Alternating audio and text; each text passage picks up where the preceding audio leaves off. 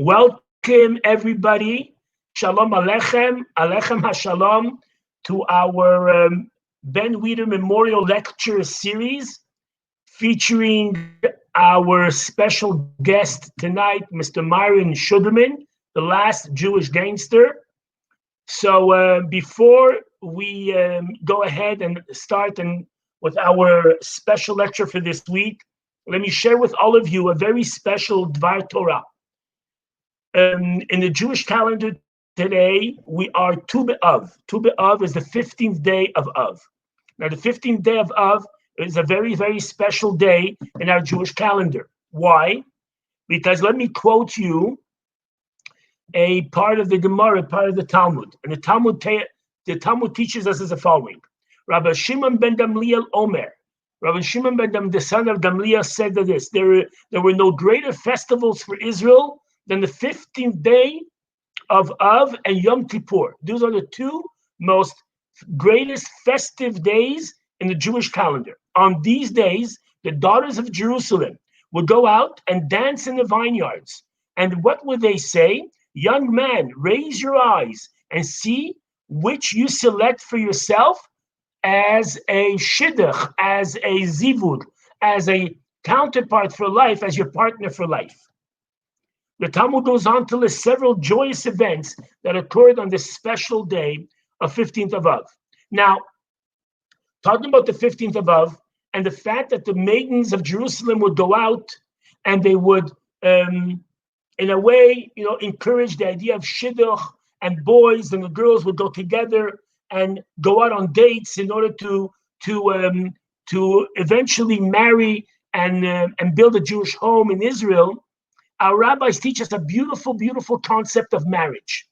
And that beautiful concept is that in marriage, it's not just that it just happened that there's a man and a woman or a young man or a young woman that get together and they get married and then life goes on. The Kabbalah and our Torah teaches us something much more deeper and much more significant. And that is that when a man and a woman marry, when a young man and a young woman meet and they marry, they are at the beginning two half souls, two half neshamas. And these two half neshamas, at the beginning when they're on top in Shamayim in heaven, before they are born, they are one complete neshama. And they come down to this world and they split. One half enters a woman and the other half enters a young man. And when they meet, and the coincidences, there's no such thing as a coincidence, but when they get together and the events in the world make it as such, they should meet and they should get together and eventually get married and found and make a foundation of a Jewish home.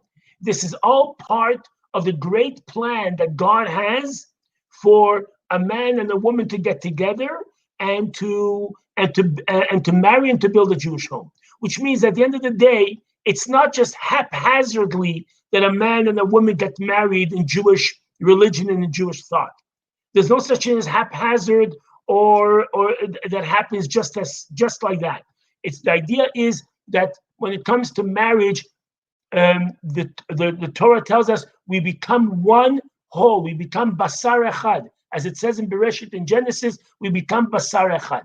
So the fact that we are having this lecture on Tu B'Av on the 15th day of Av, which was the day when the maidens of Jerusalem would go out and encourage the idea of having a shidduch, of encouraging the idea of dating with the young men of Jerusalem, is no coincidence that this coincides together with the seminary, with the Chaim Mushka seminary, the Chabad seminary, which actually teaches and educates young women to be the future leaders of tomorrow, to be the future leaders who are going to lead Jewish communities around the world. Our seminary has right now close to 1,565 alumni around the world.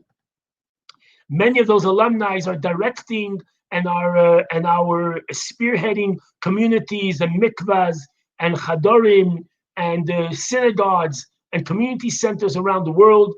And therefore, if we're doing this special lecture on this day of Tu B'Av, which encourages the idea of young women building Jewish homes, it's an important message that we need to send out, not only to our community here in Montreal, but to our community around the world as well. So now that we shared a small Dvar Torah, I want to share with you a very short bio on our benefactor, Mr. Ben Weider of blessed memory. We've done it before in the other lectures. I'll do it now as well. As a respect to Mr. Weider and as a respect to his family, Mr. Weider was a very, very wise and a visionary person who lived in our community. He passed away in the year 2008. We used to put on tefillin almost every Friday. He tells me, Rabbi, if I'm in town, you come to my office. You don't have to make any appointment. Just show up, and I will receive you in my office. We would discuss Torah thoughts. It came Purim. We used to bring him Hamantash. It came Pesach. I used to bring him matzah. It came Yom Kippur, Rosh Hashanah. We used to bring him the Sidurim, the Machzorim. For the Rosh Hashanah, the Yom Kippur holidays, he had a Yiddish neshama. He was a special neshama, a special soul, and he had a vision. And through his efforts and through his interest, we were able to build the seminary, which is on the corner of Westbury and Vezina here in Montreal. We call it the Ben Weider Educational Centers. And in his merit and in his memory, we instituted the Ben Weider Memorial Lecture Center series in order that his memory will never be forgotten and that he will make an impact on so many. As everybody knows, he also built an empire in the weightlifting and in the vitamins and in the magazine business that had to do all with pushing iron and making people's life a better life.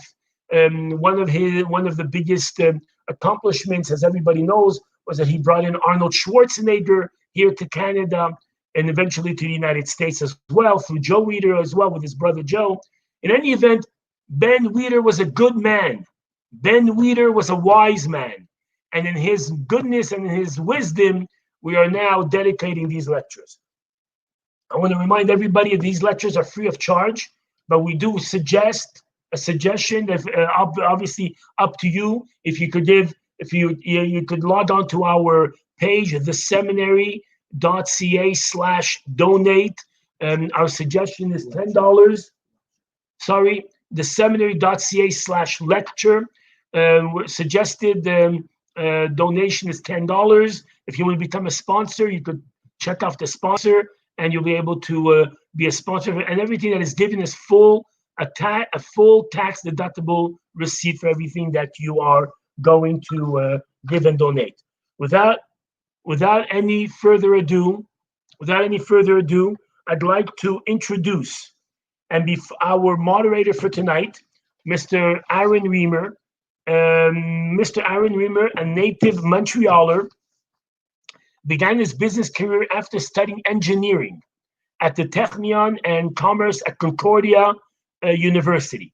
Fluent in 4 languages, including Hebrew, he began his business career as a purchasing agent for Nirvana Management. In 1976, he was asked to take the helm of the then ailing division Fleur de Lys warehousing, and in short order, Mr. Reimer established Fleur de Lys as a formidable force in Quebec warehousing market. For at least the last 2 decades, the company was an industry leader. Aaron, his wife Deborah, and children live in Montreal and Israel and are active participants in the community, supporting a wide range of institutions. He's the proud grandfather to 4 grandchildren, with a 5th on the way. During the 1973 Yom Kippur War, he joined the Foreign Volunteer Corps to assist Israel during the crisis. Most of his work was logistical and transport, especially for the delivery of food supplies to the Sinai campaign, as well as the then captured Egyptian Third Army. He has co-authored a book on the life of Joseph Yehuda Reimer, a yet-to-be-published biography of his father. He is a personal friend of mine. He is a community leader, and it is my pleasure to have the Ben Weider Educational Center who is hosting the Ben Weider Memorial Lectures, being moderated by our good man, our community man, Mr. Aaron Reamer. Without any further ado, I give over the mic to Mr. Reamer. Aaron, please take it away. Thank you, Rabbi. I appreciate the introduction, except I have to make one correction.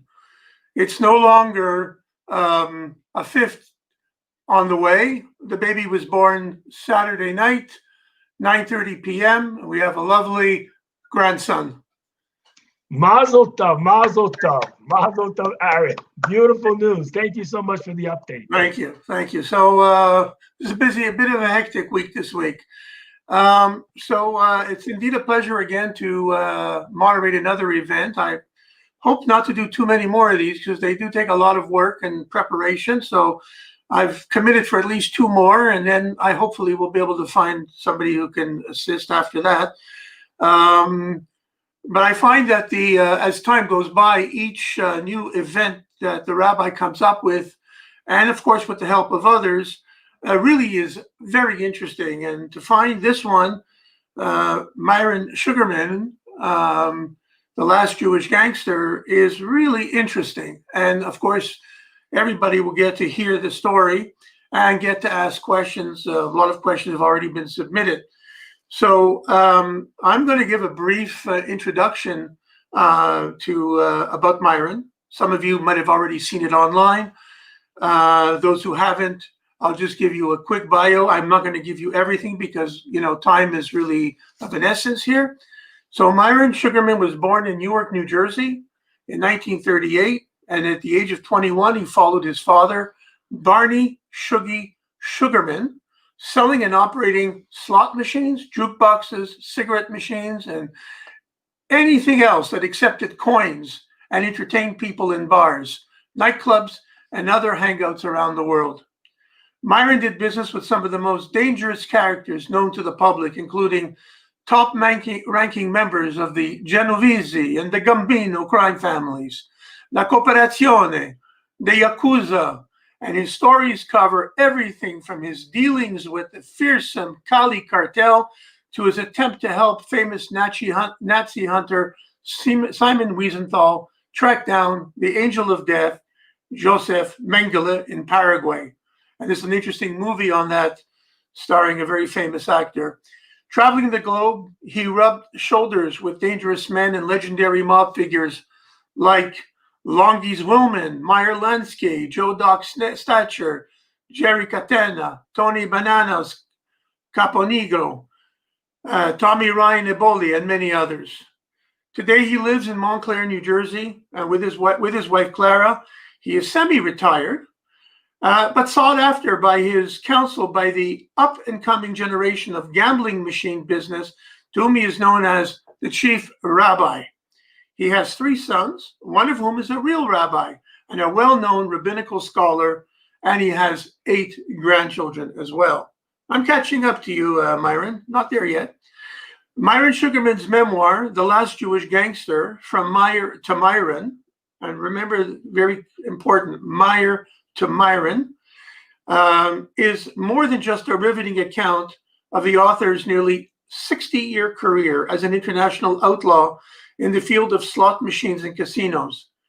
It's also a fascinating meditation on a variety of themes: aging, respect, adventure, greed, and a man's tendency to be his own worst enemy. Although it is chock full of hilarious anecdotes about Mr. Sugarman's hapless cohorts and what he calls disorganized crime, the book also contains the life lessons for those perceptive enough to look for them, lessons on how to differentiate calculated risk-taking from compulsive gambling and how to maintain one's place in the world as one grows older. Carrying the title gangster, Myron Sugarman is a humorous, warm-hearted, and a kind-hearted man as well. And I would now ask Myron in a second to come on, but before that, I just want to let you know the format is Myron will have some opening remarks, but he's not going to make a long presentation. Most of the interaction with Myron will come through the form of questions and answers. And of course, later on, we'll be talking about the raffle, which you can all buy raffle tickets, and there's a prize, etc. And of course, there's a chance to get Myron's book as well. So I'm going to hand it over to Myron. Take it away, sir. Look at the camera.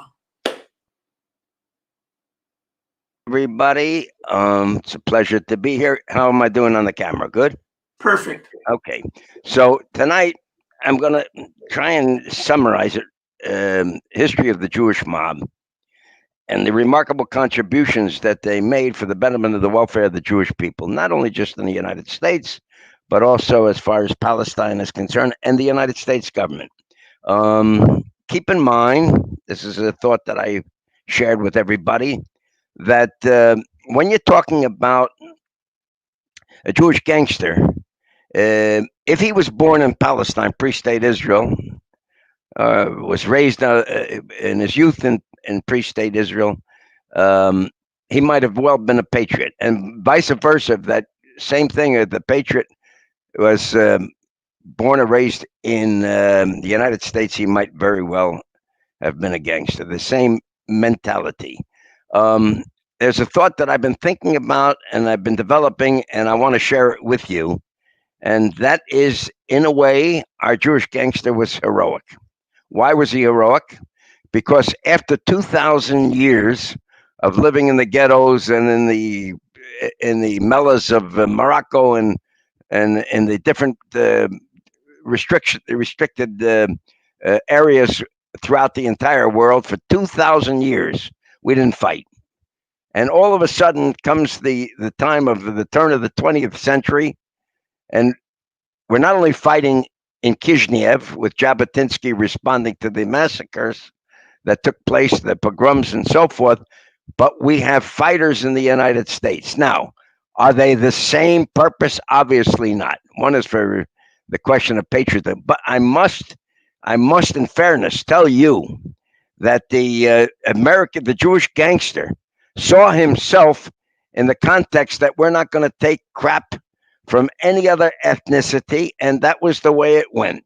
In the ghetto of Newark, New Jersey, it was the 3rd Ward, which I'm very familiar with because that was my father's city, and that's where I was born. My father, Allah Shalom, was born in 1900 in Newark, New Jersey, and he was part of that world. In those days, when he was growing up, the old timers, the boss of Newark, New Jersey, and became extremely, I can't say famous. He's going to become famous because there's going to be a movie done about him. His name was Abner Longies Willman. He was on the same level with Meyer Lansky and Benny Siegel. And Longies Willman gets the name Longie. As a kid, he defended the ghetto. So, for example, when kids from other neighborhoods, other ethnicities, would come into the Jewish neighborhood to beat up on the shopkeepers and the pushcart peddlers, so the old Jews would say in Yiddish, "Rift for the Langer." So from the name Langer, the tall one, came the name Longie, and that name stayed with him his entire life. So he, together with the neighborhood gangsters, neighborhood ruffians, they would protect the neighborhoods, and probably at the same time they controlled the neighborhoods, extorted a little bit, but their basic job was to protect and to not. It was their mothers, their fathers, their sisters, their brothers, their aunts, their uncles, their cousins. They needed to be on to take care of it, to protect against any so-called foreign invasion. Moving on, the next phase, of course, was the question of 1920. We had the prohibition law, and these young gangsters, they now evolved into gangsters from just gangs. Now they became gangsters. The first thing they did was they ran protection for the alcohol bosses, and then eventually they were so entrepreneurial at very, very young ages, extremely young ages. 1920, Meyer Lansky, for example, had not even reached 18 years of age. Bugsy Siegel, 1920, he had just had his bar mitzvah the year before. So by the time, of course, 1930, 31, when they eradicated the two gangland bosses of the Italians together with Lucky Luciano.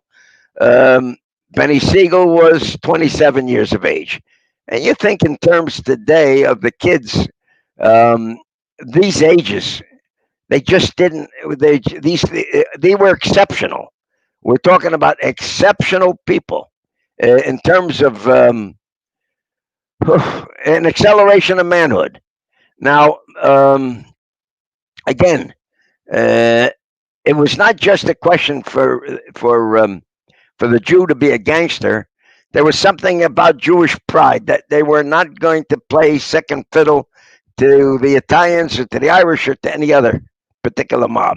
Now, of course, I'm not going to paint a picture of oh, this is great patriotism, great heroism. No, no, no. But what I am saying to you is that our people, the Jewish people, quietly were very, very content, very proud to know that there were Jews that were just as tough, and we're no longer in the ghetto, and we're bowing our heads, and we're being abused. All right. So the stupid, the moronic law of prohibition of alcohol made your guy up there in Canada very rich because he was legitimately shipping alcohol into the United States. And by the way, Abe Zwillman, Longy Zwillman, was known as the Al Capone of the state of New Jersey because vast majorities of alcohol was imported through New Jersey, and it was under his jurisdiction. He did business with Joe Kennedy. He did business with Brotman, with the Cleveland outfit, with the Detroit outfit. So there was a network of cooperation, and so far as prohibition is concerned, and these people made a lot of money. They got very, very rich at very early, very young ages. And that lasted until 1933. In 1933, prohibition ended, and basically what the boys did is they took their money and they started to go into gambling. Okay, but now I want to talk about another phase of history, and that turns out to be in 1930. You had the rise of the National Socialist, the Nazi Party in Germany, and it was imported into the United States. And who imported to the United States? You had a large German community throughout the entire United States, but specifically Newark, New Jersey, going all the way back to the 1830s, 1840s. There was a large German community because the water of Newark, New Jersey was so good. We had 19 breweries at one stage of, and they're all Germans. Now we had German Jews, we had German Gentiles. There was coexistence. But after World War I, the defeat of the Kaiser Wilhelm and the Austro-Hungarian Empire, you had a large immigration of Germans and Austrians that came to the United States, and many of them settled in Newark and New Jersey, in the areas around Newark, and also in other parts of the Jersey. And this would follow up in 1930-31 with the rise of Hitler, Yamach Shamo. There came a man by the name, a real mamzer, by the name of Fritz Kuhn. Now, Fritz Kuhn forms an organization called the American Nazi Party, the Brown Shirts, and they became a threat to Jews, serious threat. In Newark, New Jersey, Longy Zwillman, there was a prize fighter. The name escapes me for right now. Nat Arno. Nat Arno was a former prize fighter, and he went to Longy and he said to Longy, "I need your blessing. I need the judges. I need the cops. I need everybody because I'm going to need protection. We're going to form an organization called the Minutemen. The Minutemen in honor of the Minutemen of the American Revolutionary War. That in a minute's notice they were available to go fight the British. Well, we're going to be the Minutemen, and we're going to go fight the Nazis." And sure enough, we owned the courts, we owned the police department. The mayor of the city of Newark, New Jersey, was Meyer Ellenstein, that was handpicked by Longy Zwillman. So Longy Zwillman was a remarkable human being. By the way, he financed Harry Cohn of Columbia Pictures. and he had a very famous love affair with Jean Harlow, who was the Marilyn Monroe of her time. He made her career. Uh, but he was very, very entrepreneurial, and he was very Jewish in the sense that he was not going to allow Fritz Kuhn to beat up on Jews because after those rallies in the beer gardens, they would come into the Jewish neighborhood and they would beat up on Jews. On that, Arno, we formed an organization, not me, it was my father's time. And the Minutemen responded every time that the meetings took place in the beer gardens in Irvington and Newark. Our guys were there with stink bombs. First thing they did was throw stink bombs through the windows and waited for the Nazis to come running out. When the Nazis come running out, our guys did a masterful job of beating the crap out of them. I mean, but seriously. The same thing went on in New York. There was a judge, Nathan Perlman. He asked Meyer Lansky, stop this momser. He's making trouble for us up in Yorkville, up in the upper Manhattan and the German neighborhood of Yorkville. And Meyer Lansky responded he would do it. Judge Perlman said, but at the request, I must please beg you, no homicide. Meyer Lansky went in with his guys. And by the way, Lucky Luciano said to Meyer Lansky, I'll give you any of the guys that I got to help you. And Meyer Lansky was a very proud Jew and said to Lucky Luciano, Charlie, Lucky, that's very nice of you. However, this is a Jewish problem, and it's going to be taken care of by Jews. And he went in only with Jews and beat up the crap out of the Nazis every time that they would meet. In Yorkville, they had a problem. Let me backtrack for a minute because everybody always asks me, and I'm sure that there's going to be part of the question, what was the nature of the relationship between Jews and Italians? It was good, very, very good, because of Meyer Lansky and Benny Siegel and Longies Roman, and because the Italians respected the power of the Jews, our visionary, our ability to make money, and at the same time, we had just as many shooters as they did. Murder Incorporated was basically 2/3 Jewish, 1/3 Italian. So they respected that. The difference between Jew and Italian, however, is that the Jew, as soon as he would make money illegitimate, he didn't want his kids to go into that world. My story is very unique because my father never wanted me to go into that, but that's I went to college, at the university, I graduated, I speak all kinds of languages, studied political science, but only by circumstances of life I wound up doing this. However, from a however, I'm the one that can tell the story because of the terrific relationship I had with my father and all of those so-called uncles and friends of his that we call them uncles, that were able to share history with me over the years. And I was able to put all these pieces together to be able to tell the story tonight. So our relationship with the Italians was very good, with the exception that for them, it was like a cult. For us, it was nothing more than just a just a commercial vehicle to get us to a point where to make money and then go ahead and invest in real estate, send your kid to school, then become an accountant, a lawyer, and so forth. If he's going to be a criminal, it's going to be a white-collar criminal. He's not going to be, it's going to be involved in violence. So the story of the Jews beating up, I can go into much more detail, but I want to limit this and just give you a summary of it because I heard that there's some excellent questions tonight and I'm prepared to answer them. The next phase of history was the sinking of the ship of the SS Normandy in the port of New York in February 1942, 2 months after we went to war with Japan, Italy, and Germany.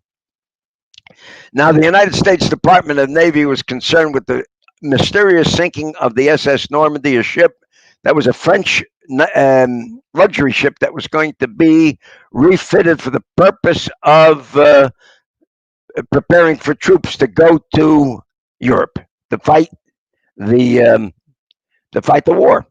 But that boat was sunk. Nobody really knew how, what, when, and where. And so the United States Department of Navy, just 1 second, people, I'm going to take a drink.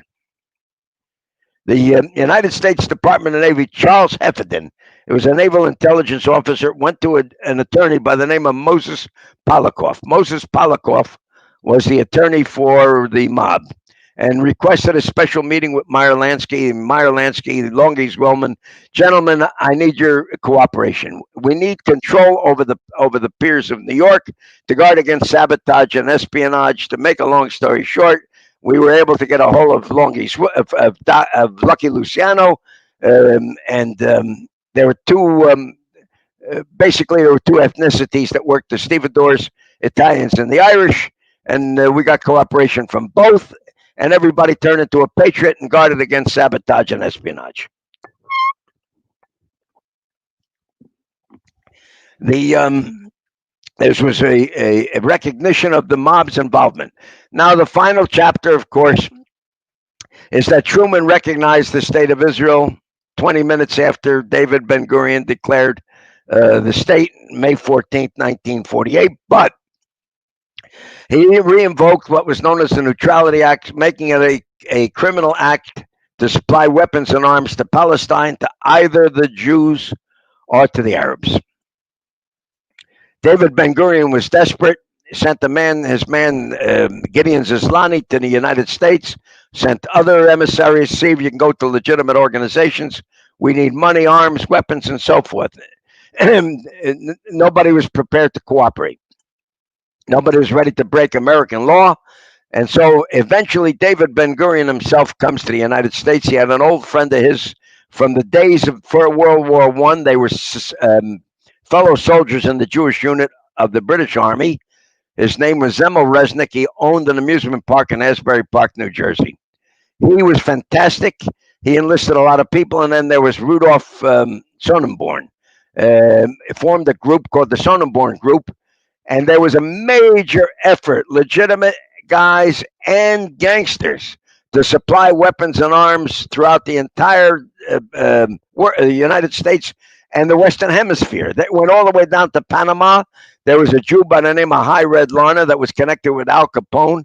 He ran the gambling for Chicago outfit in Panama, and he was able to use Panamanian flags and ships in order to be able to send arms and weapons to Palestine, to pre-state Israel. And in New York, the Zionists got in touch with Meyer Lansky and Longy Zwillman and requested their cooperation, who went to Frank Costello and to Albert Anastasia, and they got the cooperation of Sax Lanza, who headed the Italians, and Eddie McGrath, who headed the Irish. And these fellas, together with our own Jews that worked on the piers, were able to pack up and ship tremendous amounts of contraband weaponry under false manifests and bills of ladings, and this merchandise was shipped off to Palestine. One last story. Well, I'm not sure if it's one last story, but there was a gangster in California, in L.A. His name was Mickey Cohn. You might have heard of him. You might have seen his movies about him, and so forth. Mickey Cohn was a bona fide certified gangster, but he was also a Jewish patriot, together with Bugsy Siegel. And one night they called for an enormous meeting of everybody in Los Angeles, and the people in the movies, celebrities, and so forth, and a place called Slappy Maxie's Comedy Club. And that night they raised tremendous amount of money, and it was used to buy weapons and arms for a very famous ship called the Altalena. The Altalena sailed and went to the port of Marseille, and from Marseille it was transshipped to a little port in outside of Tel Aviv, and there was the great confrontation of a battle between the two different ideologies, between the Irgun and Haganah. It's a terrible story because David Ben-Gurion at a certain point had no more patience for Irgun. When they refused to give them all the arms and the weapons and so forth for the IDF, they wanted to retain a certain amount. There was a breakdown in the communications, and eventually David Ben-Gurion ordered Yitzhak Rabin to fire on the Altalena. Of course, there was so much ammunition on it, the ship blew up. There were 19 Jewish boys died. And if it wasn't for Menachem Begin, there would have been civil war. He stopped it by getting on secret radio and sending a message to all of Irgun that there should be no revenge as a result of this. All right. So I could tell more stories, but um, yes, I'm going to tell. To give you an idea of the mindset of the gangster and the mindset of the, which I started out the beginning of the evening by telling you, there is a connection between the mindsets. There were two boys from Lebanon, two Sephardi boys. One was Eliyahu Batzvi, and the other one was, wait, hold on one second, Eliyahu Chacham and Eliyahu Ben something. Okay. I can't remember right now. These two boys were ages 19 and 22. They were commissioned by Yitzhak Shamir, who is now in charge of Lehi, the third militant that was a break off from the Irgun, and sends them down to Cairo, Egypt, to assassinate the highest ranking officer of the British mandate in the Middle East, is Lord Moyne. And they assassinated him. And eventually, unfortunately, they were tried, they were arrested, tried, convicted, and they were hung. Before they were hung, show you 19 and 22 years of age. Think of kids today, 19 and 22. These two boys went to the gallows, and the executioner wrote afterwards, he never seen anything like it. They sang Hatikva. The other story I want to tell you is our boys took out Count. Oh, he was the highest ranking United Nations officer. I can't think of his name, but it's not important. They took him out. Our boys were stealing weapons. They were blowing up banks. They were blowing up train stations. They made it so miserable, the King David Hotel, that eventually the British left and turned over the mandate, and we didn't accomplish the creation of the state of Israel by sitting down and having a nice cup of tea and having a nice discussion.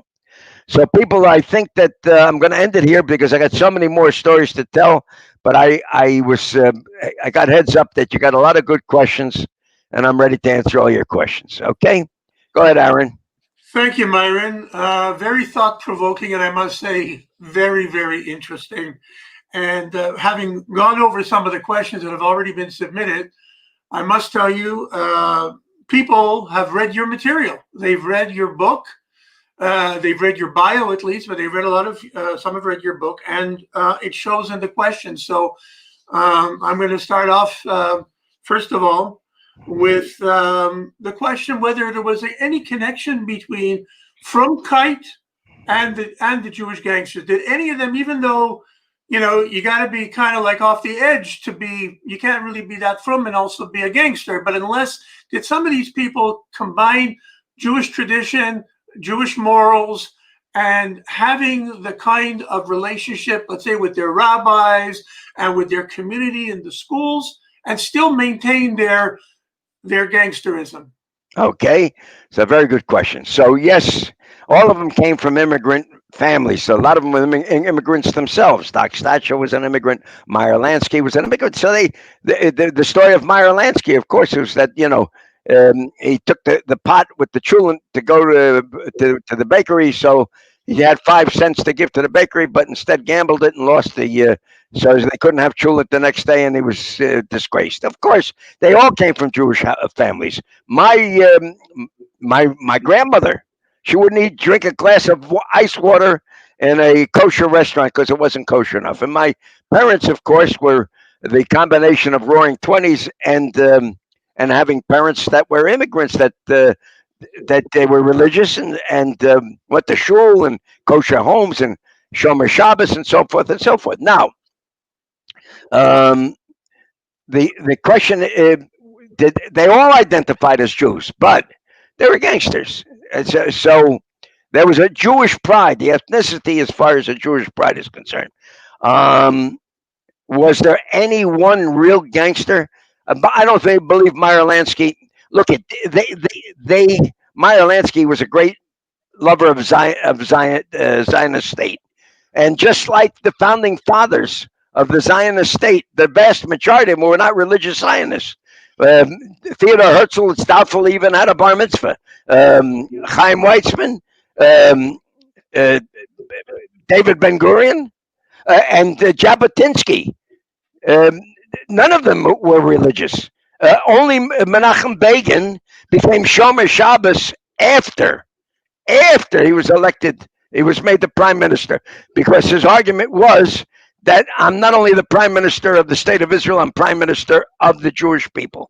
Now, I'm going to tell you one last story. You asked me if there was any Jew that was a gangster, a bona fide gangster, and specifically religious. There was one guy by the name of Sam Red Levine. All right. He was Meyer Lansky's famous his favorite hitman. Now, one thing about Sam Red Levine is if he had to shoot somebody, he would put on a kippah. All right. He always ate kosher, by the way. And he would never, under any circumstances, kill anybody on Shabbos unless it was absolutely necessary. Next question. Okay, that's hilarious. This is at least one of the comical anecdotes of your book, which certainly coming out in your presentation. I'm very grateful for that. Well, Aaron, 1 second. I'll tell you one more story because I think your people will get a kick out of it. My father, Olav Shalom, was involved in prize fighting. A lot of, we had great Jewish prize fighters. We dominated 1/3 of the championships of the world up until 1935. My father, may he rest in peace, was involved in promoting fights and mostly fixing fights.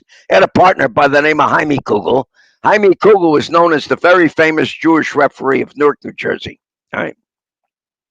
But Jaime lacked objectivity when a Jewish kid was fighting. All right.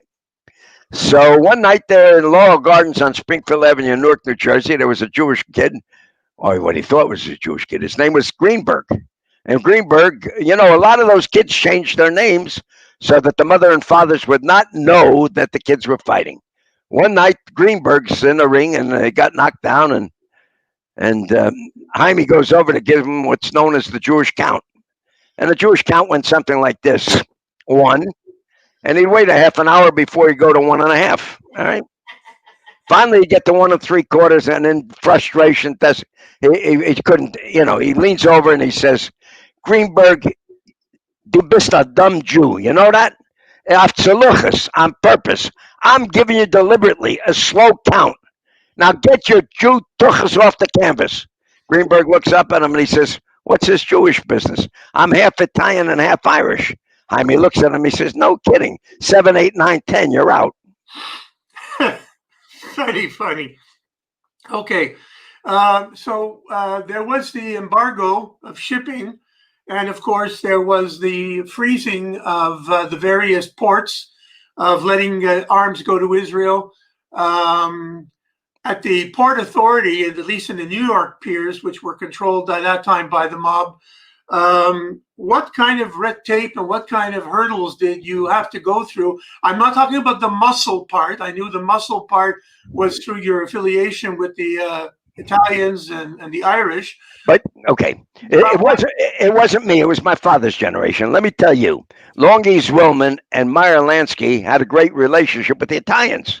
The port of New York was originally controlled under 2 old timers by the name of Maranzano and Masseria.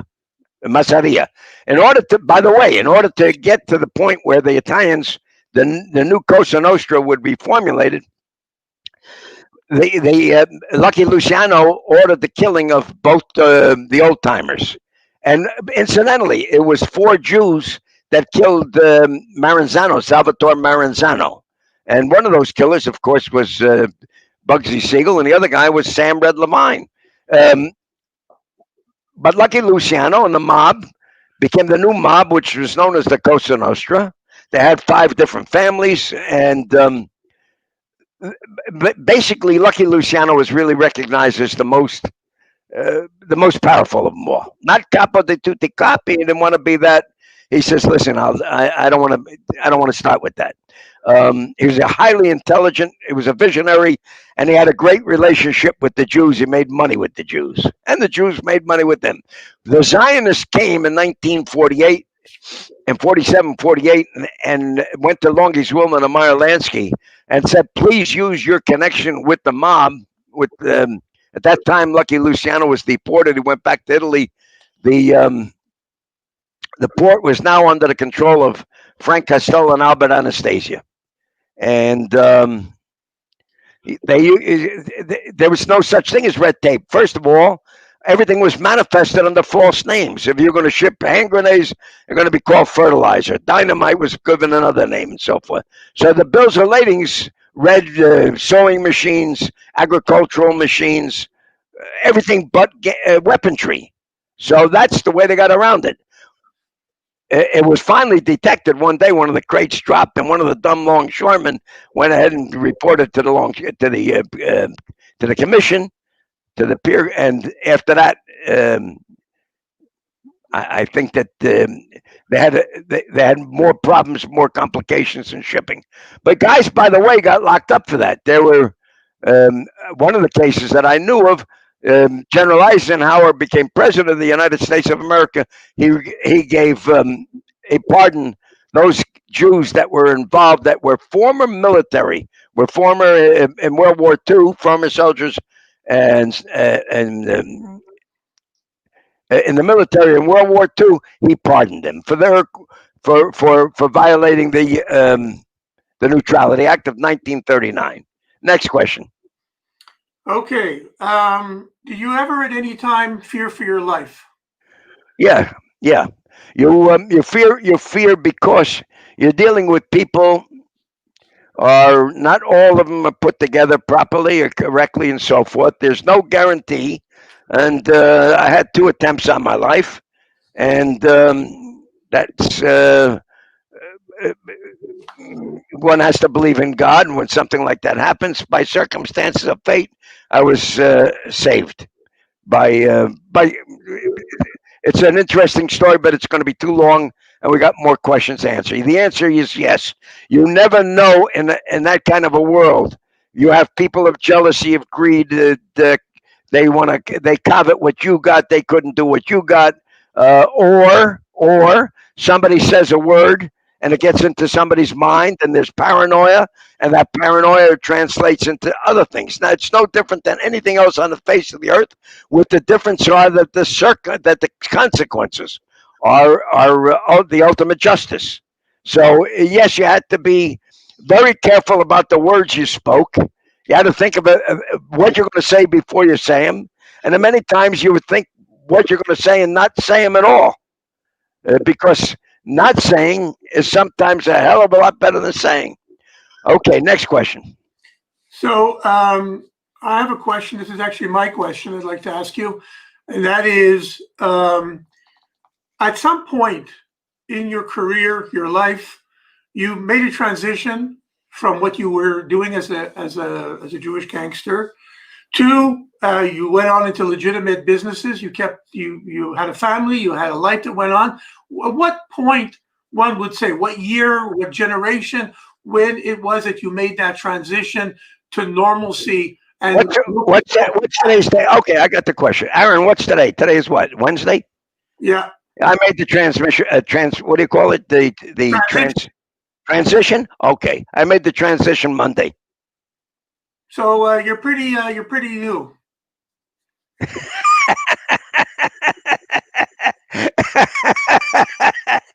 Look, you never make a transition. You're always there's something in you. There's always going to be guys that are going to reach out for you and so forth. Now, am I involved in illegal activity today? No. But you're bound by favors. People come to you, and they come for you for counsel, for advice, for a connection, for this, for that, and so forth. It's just like legitimate world. You never retire from the world that you lived in all your life. Now, I all of a sudden get what's that word that they use, an epiphany, and all of a sudden I'm going to become a religious Jew? No, that's not what happened in my life. What happened was that there was a transmission of Jewish pride that my father gave to me without the religious aspect of it. It was all ethnic and cultural pride, and the pride of the creation of the state of Israel, the Zionism. But I knew nothing about religion. I made a decision when my son was born. When he was 4 years of age, I'm married to a woman from Argentina. She was raised in a completely non-religious home, strictly Yiddish. Yiddish, Jewish food, Jewish theater, Jewish music, Jewish comedy, all Yiddish, but nothing of religion. So we were in a hotel on a vacation in Tel Aviv, and I sat her down and I told her I made a great decision. She says, "What kind of a decision?" I said, "We're going to send our Benny. We're going to send him to yeshiva." The woman looked at me. She says, "Over my dead body." And then I said to myself, "Well, this represents a double dilemma." She says, "What do you mean?" I said, "Well, I like you, and I'm going to miss you." So I hung her out the window in the fourth floor for about a half an hour until she finally says, "You know what? Why don't we send our kid to the yeshiva?" All right. So the kid went to yeshiva. He took a liking to it. And of course, once you send a kid to yeshiva, you're hooked. Now you yourself, you got to go. You got to go to shul. You got to put on tefillin. You got to change the house. I come home. You got to make a kosher. You got to cook kosher. Um, all those things force you to become more observant, more religious, and um, more knowledgeable. And so that's exactly what happened. That particular son took a liking to it, and today he's a rabbi with 8 kids, and he teaches Gemara. He teaches Talmud. He teaches psychology. He teaches math. He's a high school teacher in Boca Raton, Florida. 8 kids, and they're all religious kids, good kids. Now, okay, so by the way, they were raised, these kids were raised in my world, so they knew all these people, all right? But they just, thank God, they decided they were not going to go into it, that's all. Next question. All right. So during the 1948-49 period, when you and your colleagues tried... Not me, Aaron, not me. I was only 10 years old. Okay. It was my father's world. Okay. I refer to you. I refer to your father. I refer to that generation. Okay. Made all the efforts to support Israel, to help build a new state through whatever means that was available. Did any of those efforts, in your opinion, or that you know of, have a specific effect on a specific battle or outcome that could have happened between, let's say, the first war of liberation and then later on? No. That was just for the question of the independence, to get the Jews when they needed weapons. They didn't have these kids were coming off the boats from the camps, from the concentration camps. They're coming straight into Israel, into Palestine. They were walking around with sticks in order to train. They didn't know anything about military training. They didn't have a weapon. So the effort was to bring weaponry. All right, bring weaponry to Israel. And so that weaponry was crucial. Yes, it was the determining factor, by the way, of how Israel was able to defeat the 5 or 6 Arab armies that invaded the minute of the day after May 14th, 1948. If it wasn't for now, of course, the mob was just one of the participants. There were many different organizations, illegal. Legitimate people that violated American law in order to be able to ship weapons and arms. It was a fantastic effort. A book called The Pledge, 1970. Leonard Slater wrote that story. It's a fantastic story. But where the mob played an effective role was the connections at the pier in order to get the longshoremen to cooperate in shipping contraband. Okay, next question. Okay, in your bio, it says that you learned that man's tendency to be his own worst enemy. Can you explain what you meant by that briefly? Well, very simple. How many people go to a casino and gamble? Now, I knew guys that made fortunes of money gambling, and they themselves were degenerate gamblers. All right. How many people do you know that are addicted to drugs? How many people you know are addicted to alcohol? How many people you know are addicted to gambling? How many guys you know that have to have womanizers? There's all four. Look at Epstein. Okay, so you see it everybody sees it. It just happens to be that it's more obvious to see in that particular world. You're dealing with all different kinds of characters, and you have a more. Again, as I told you before, the consequences of a lie. When we used to go to what was called a din Torah in Jewish, when you'd go to what was known as a sit down, all right, There was a dispute. Somebody would come to his go to his rabbi and say, I have a beef with this guy. So there'd be what's known as a sit down.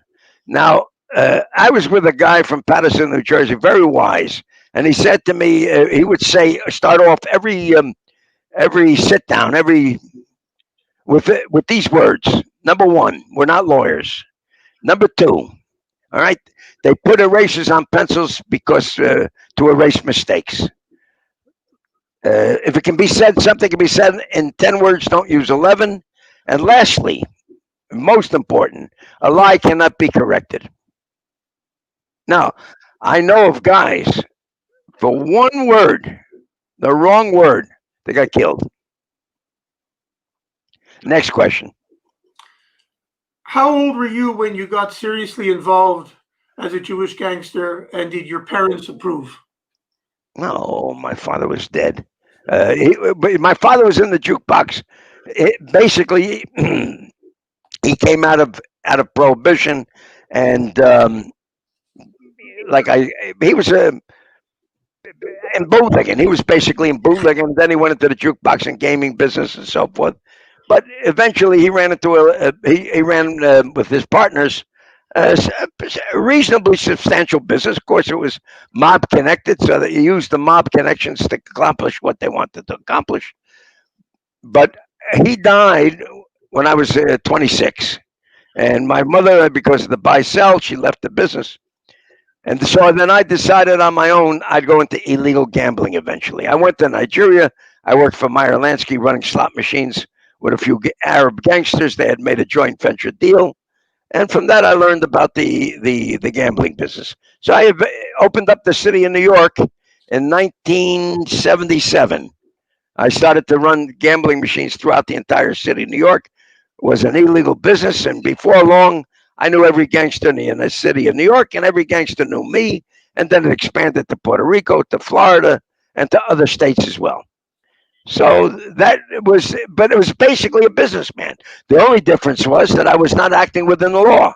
I was acting outside of the law. So it's not really a gangster, as you can say, more somebody that was involved in criminal activity, illegal activity. All right. Apparently, you have a connection with the Lubavitcher Rebbe. How did that happen? Oh, so when I sent my son to yeshiva, one day somebody told me about a rabbi in Brooklyn, and you had to go see him. So it was a Saturday night, 3 couples. We went to New York, went to Brooklyn, had dinner, went to see, and I see the Rebbe. And I said, "Look at this crowd. Just look at the response." I said, "Very impressive." And I started to ask more questions about the Rebbe. My conclusion after all these years, he was the greatest beyond the ability for a human being to even refer to him as a great man, great tzaddik, the greatest. Because after the Shoah, after the Holocaust, our people were really, of course, the focus went on to the question of the creation of the state of Israel, but there was a tremendous depression. We were now a decimated people. All kinds of questions. How could they have done this to us? How is it that we allowed it to happen? So the Rebbe single-handed had a small group when he started in 1950 or 51 that by the way, I'm born Yud Shvat, which is the same birth date as the time that the previous, the Frierdiker Rebbe's Yortzeit, and the date that the Rebbe took over the leadership of Chabad. And you take a look at Chabad today. It is it's remarkable. When the Rebbe passed away of June, I think June the 10th, it may have been June 10th, 1994. That's 26 years ago.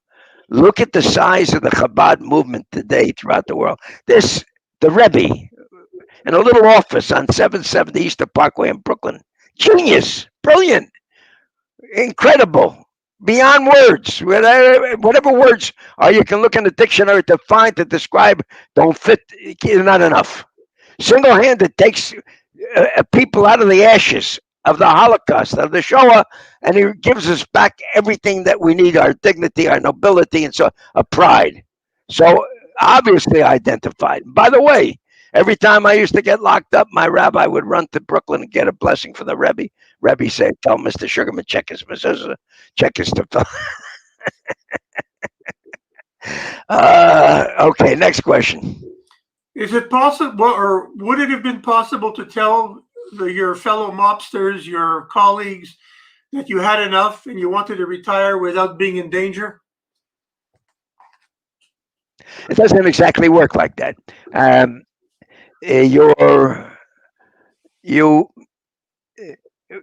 could do that if if you sold your. There's nothing to sell when you're in an illegal business. You don't have a structure to sell. You're selling yourself. It's all based upon the people trust you. You don't have a legal framework, a solid framework to take a business, go sell a business. We operated gambling machines throughout the entire city of New York. So what guarantee if somebody came and said, I want to buy this location, you got 3 machines in this location, I want to buy it. And there's no contract with the location owner. It's everything's with a handshake. It's this. Eventually, what happened to me is that the government put me out of business. So once they put you out of business, that's it. You go to jail and you eat kosher food, which is peanut butter and jelly. Very funny. So the Italians revere the familia very much. In Jewish traditions, family unity is also important. Mishpacha and everything to do with the family. Mm-hmm. Was that a component that helped you get along well with each other, with your fellow Italians and Irish? Yeah, sure. Well, you have mutuality. Well, you're going to make money with. Look at one of my best. I was telling Miriam this story, and you guys kept interrupting me. You and the rabbi kept interrupting me. I was telling her a great story. One of my greatest business associates was a fellow by the name of Royce Green out of Andrews, South Carolina, whose family was long descendant and fought in the Civil War. This young man was my contemporary. He was a member of the Ku Klux Klan in his youth. All right. Now, he went into the illegal gambling machine business, and he needed supplies, and somebody told him, well, you go see Mr. Sugarman up in New Jersey. And sure enough, we do business on a handshake. And the guy was great. Great. He was a character, hell of a man, a man's man, good-looking guy, and so forth and so forth. By the way, I was telling Miriam the story, but I'm going to tell you and all your other friends. He was a womanizer. He had a wife and 4 kids, and he had three Belegish, There are 3 concubines, and he had families with each one. Of the last one was a young lady out of Memphis, Tennessee, and they had a child, a daughter. That daughter came to New York. She wanted to go to Columbia University, and she adopted us, and we adopted her. She became like our daughter. And eventually, to make a long story short, she converted. She became Orthodox. She became Lubavitch. She became Chabad, Mashiach now, and so forth and so forth. She's married to a Chabad boy from Haifa. They got 6 kids, and she lives in Crown Heights. All right. Now, the father was he was Ku Klux Klan in his youth, but we made money together. And not only we made money together, we knew the rules of the underworld, meaning that you don't rat somebody out, you keep your mouth shut, and so forth, and you help each other. And that's the way it works. If you got commonality, get mutuality, you'll overcome all the other stuff. All right? As a basic rule. Now, that doesn't mean that you're not going to be in a squeeze play if you're a Jew and there's an issue with Italians. But basically, if you're making money and you've been delivering the money to your rabbi each week, right before Shabbos, well, he's had an obligation to protect you. It's all a question of paying insurance and making sure you get protection. What was the foremost accomplishment that you accomplished through your involvement as a gangster? What's the going to jail? So you consider that a major accomplishment? What else? Well, there is no accomplishment, being a gangster. The Graduated from the prison. accomplishment is my sons, my boys, and my 8 grandchildren. That's the accomplishment. And they're all in yeshivas, and they all go to shul, and they all daven, and they eat kosher, and they love the idea that they got they call me abuelo from the Spanish. That their abuelo is the last of the Jewish gangsters. They love that. Now, one of the boys, by the way, the oldest one, started to keep looking for a wife now. And so I tell them, when they start investigating your background, your family, and your grandfather, just hand them a book and tell them, go read a book. If you like the book, we'll get married. Next. Tell us how you got involved with Simon Wiesenthal and tracking down the angel of death. Very good. Okay. Well, I'm married to a girl. She's from Argentina. All right. So when they captured Eichmann, it's Argentina, my wife, Eichmann, and I became super interested. And 1964, 65, I was a young kid. I'm in Vienna, Austria, first time doing business. And I had a customer, a Hungarian that had left Budapest at the time of the Hungarian uprising in 1956. His name was Joseph Remini. He was a Jew. And I told him I want to see Simon Wiesenthal. He put me in a taxi cab. I went to see Simon Wiesenthal. I introduced myself. I told him my name is Myron Sugarman. I'd like to be involved. He told me, do you have any connection with Shoah? I said, no. I'm an American boy. My father and mother are Americans. So we didn't have anybody. My wife's family, yeah, but she didn't know her family. They were from Poland. But no, he said, what else interests you? I mean, where does this come from? I said, well, you know what, Simon Wiesenthal, Mr. Wiesenthal, there's a very famous picture of a young kid coming out of the Warsaw Ghetto with his hands up, and a Nazi soldier standing over him with a gun. Are you people familiar with that picture? Yeah. Okay. I said, that kid was probably about 5 years of age in that picture. I was 5 years of age in 1943. By circumstances of birth, that kid could have been me and I could have been him. So there's a need for justice, and I'm impressed with that. He says, great. He says, here's what I need. I need you to raise as much money as you can. And he explained to me what he does with money. If Nazis, he was in the heart of Nazi land, which was Austria. He was in Vienna. He said, when two old Nazis would get into a beef with each other, they would say, I'm going to go to Wiesenthal. I go to Wiesenthal, and I'm snitching. I'll tell them who you were in the war and everything. All right? And they'd go to Wiesenthal, and for a few groschen in those days, Wiesenthal would buy information. He never left Vienna. With a rare occasion, he'd go to Germany for a court case. But in the early days, he didn't go out of Vienna. And all that information came to him, and it was done through letters, through correspondence, through connections, through contacts. So I used to do a lot of business in South America. One day he says to me, look, you're going to Asuncion, Paraguay, do business? I say, yeah. He said, here's the name of somebody. I want you to go see him. There was somebody mentioned that there was a year before, there was a group that came from Paraguay to Vienna and begged Simon Wiesenthal back off of Paraguay. Why? Paraguay was in the hands of a dictator for 37 years by the name Alfredo Stroessner. Stroessner was the grandson of Germans. And of course, there was a large German community, and the Nazis escaped to Paraguay and integrated with the German community. And I was told, Wiesenthal, they begged them. They were themselves Holocaust survivors. There were only 1,000 Jews at the time, and they told them, please back off because it's going to be very unpleasant. We're not in friendly territory. So Wiesenthal says, go see this man. His name was Louis Shumstein. And so I'm in Asunción, Paraguay. I call him on the phone, and I said to him, I'm a friend. I'm a friend of yours from Vienna, Austria. He says, "Zug Gurnisht."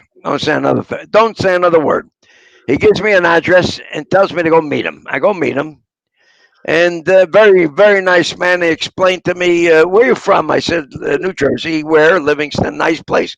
Very nice place. What's your connection to Holocaust? I said, nothing. What's your connection to Wiesenthal? He asked me to do him a favor.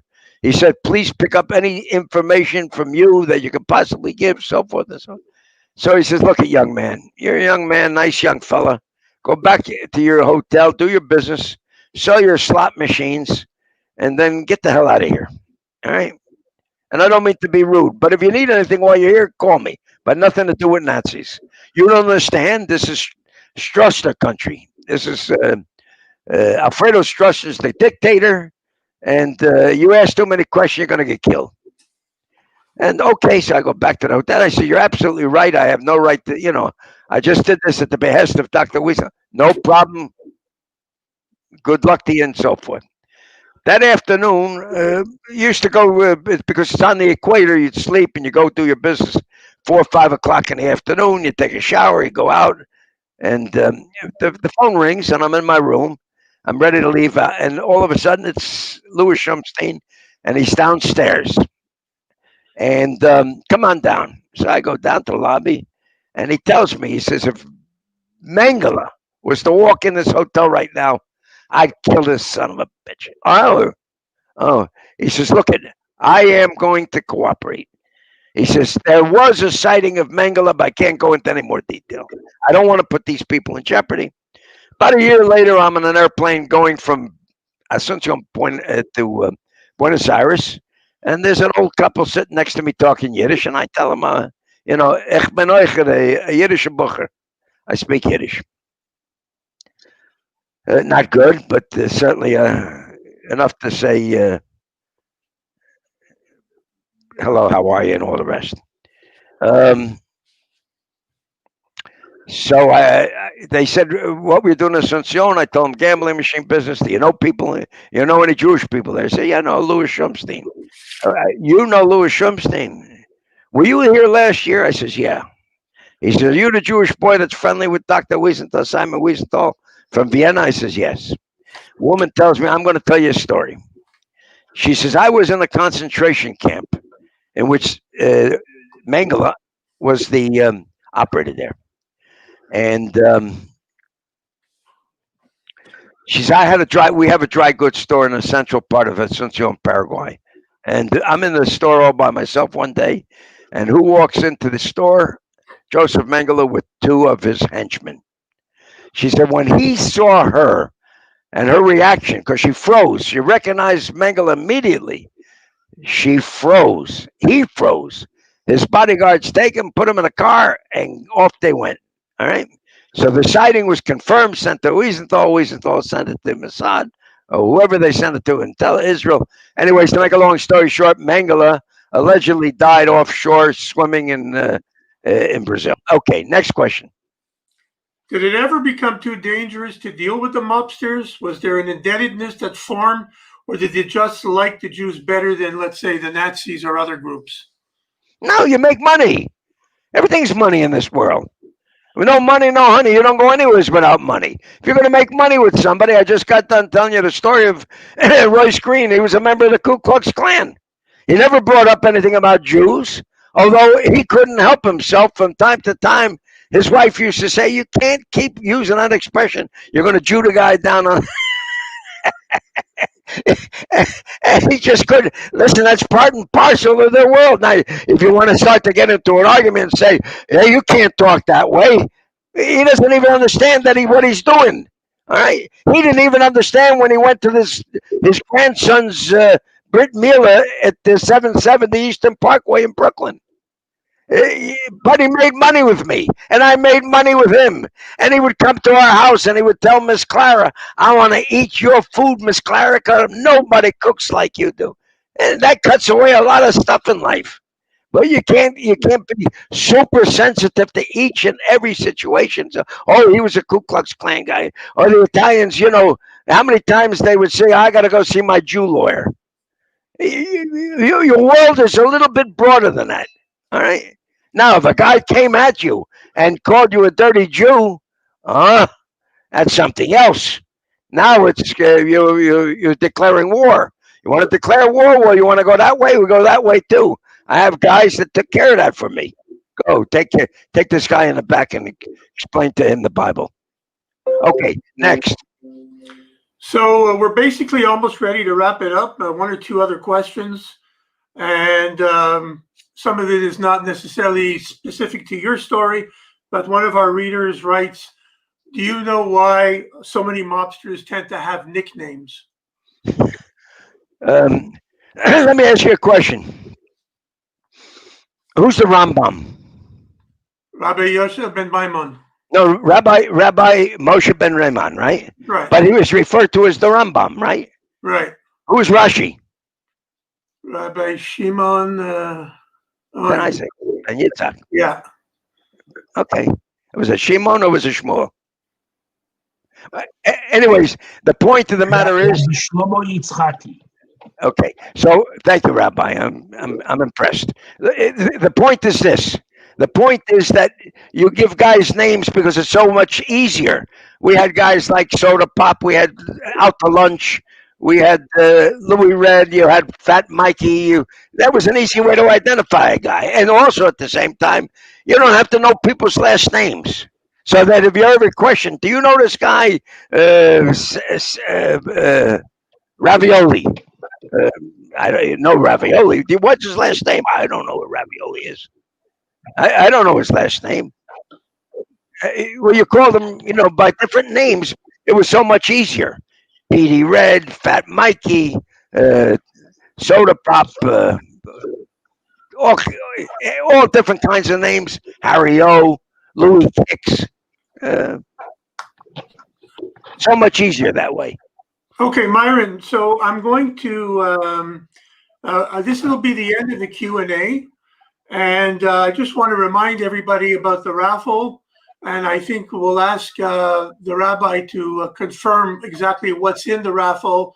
And I'm going to hand it back to the rabbi for his closing remarks.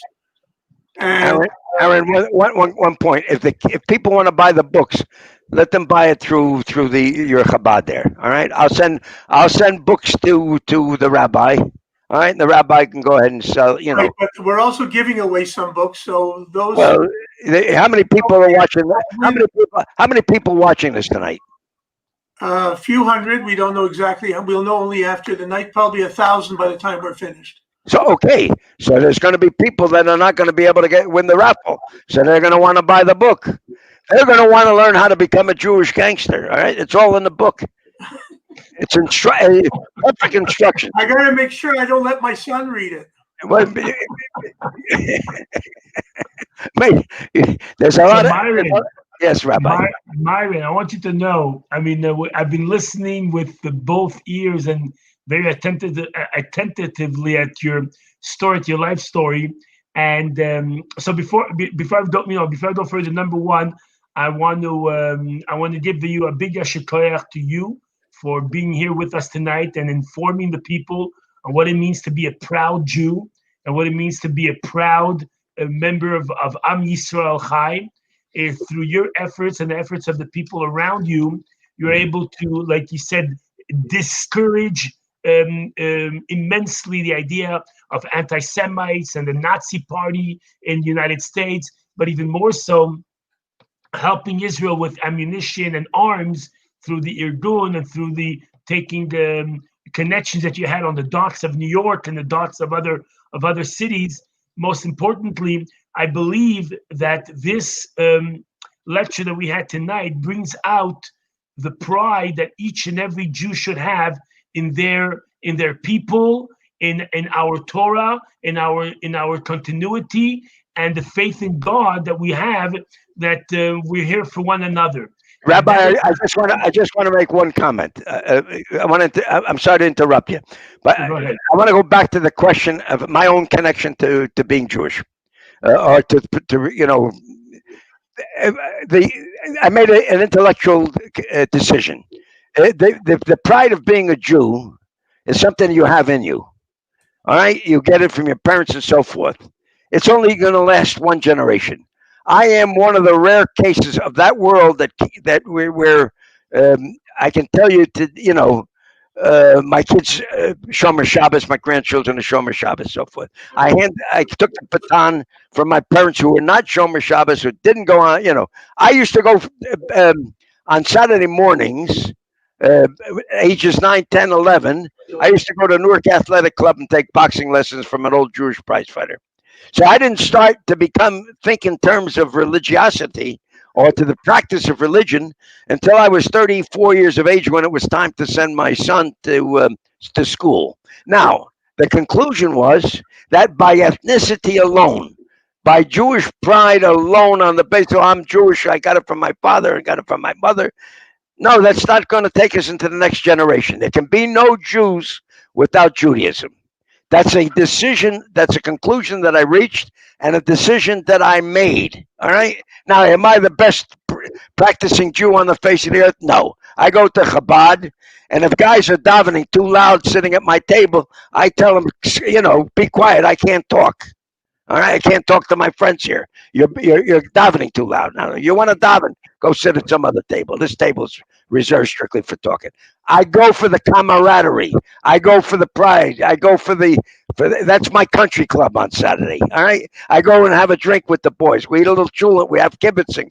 That's something. And of course, I'm gonna, when it comes time to get up for the Shemona Esrei, I do everything. But really, I'm not a specialist as far as that's concerned. But I did come to the realization, and I want your people to understand, you cannot take it into the next generation. Jews cannot take Judaism, cannot take Jewry into the next generation without Judaism. You must know your Torah. Okay, go ahead, Reb. I'm sorry. So Myron, it's thank you very much for your comments. And that's exactly the work of Chabad around the world. We, as a seminary, we train the young ladies who are going to become the wives of the Chabad rabbis in the Chabad houses around the world. And one important lesson that we teach our students, and we teach our future leaders, is that the Gemara says, Dvarim hayotzim min halev nichnasim el halev. Words that come out of the heart enter the heart. So if you want to impress on somebody, if you want to make a difference in somebody's life, you have to impress upon him from your heart. Because when you speak words from your heart, you actually impress, and those words enter the other heart and make an impression for life and for them to keep on going. So it was very important for us to have you on our lecture series tonight. And I want to stop for a moment here and thank Mr. Reamer, Aaron Reamer, who's a good friend of mine and a good friend of the seminary, and also a very accomplished community member here in our community in Montreal, for giving us his expertise and his time, and in order to help us make these events and these lectures more interesting. And with this, I want to tell all our viewers the following, that there is going to be a raffle. We're going to be raffling off 5 books, which are the Chronicles of the Last Jewish Gangster, from Meyer to Myron. Meyer obviously is Meyer Lansky, and Myron is obviously our Myron Sugarman here tonight. So we are going to raffle on. In order for you to be able to raffle to get into the raffle, if you see at the bottom of your screen, to join the raffle, go to bit.ly. You'll see it on the screen as it go. Enter your information at bit.ly/Myron Sugarman to join the raffle for the book. And then those who will still want to have the book and buy the book, you'll be able to buy the book from us. You just have to email us at seminary at theseminary.ca. Again, that's seminary, ASEMINARY, at theseminary, THESEMINRY.ca. What I do want to say as well is that we're going to have our next lecture coming up in a couple of weeks. And what we're doing now is we're preparing for our next lecture. As soon as we finish our last lecture, we're ready to prepare for our next lecture. The next lecture will be with a very interesting individual. His name is Avram Cohen. He's the brother of the famous spy, Eli Cohen, our man in Damascus. So he's the only surviving brother. He's the only surviving brother of the spy Eli Cohen. I was on the phone with him already 3 times. He wants until he accepted to be a lecturer for us. It wasn't easy. There's a lot of confidential information that was going on while he was there. Eli was there in Damascus. But in any event, he agreed, and we're going to be having the next lecture on September the 13th, which is on a Sunday. And because he is in Israel, he lives in Israel, and because of the time difference, we're going to have it earlier than what we have it here now at 7:30. The time will be announced and will be sent out by email and by Facebook to all of our listeners and all of our supporters. So again, our next lecture will be with Mr. Avram Cohen. He is the brother of the famous spy Eli Cohen, of which 25 books, which is our man in Damascus, and who almost became, as everybody knows, who almost became the defense minister of Syria at the time in 1963 or 65, at the time when he was then spying for Israel. So my closing, having done my closing remarks, I want to just give over the microphone for one last statement from Myron, and then later one last statement from Aaron, and like this we'll wrap up today's evening. And we thank everybody for joining us and for being here with us. Myron, go ahead for your last closing remark. Well, really, there's nothing more for me to say except put me on the mailing list. Tell Miriam to put me on the mailing list. I would definitely want to listen to that particular lecture by Abraham Cohen with regards to his brother. The story is an amazing, incredible, unbelievable story. The book was Our Man in Damascus. Also, at the same time, I would strongly recommend for your lecture, if you haven't had him,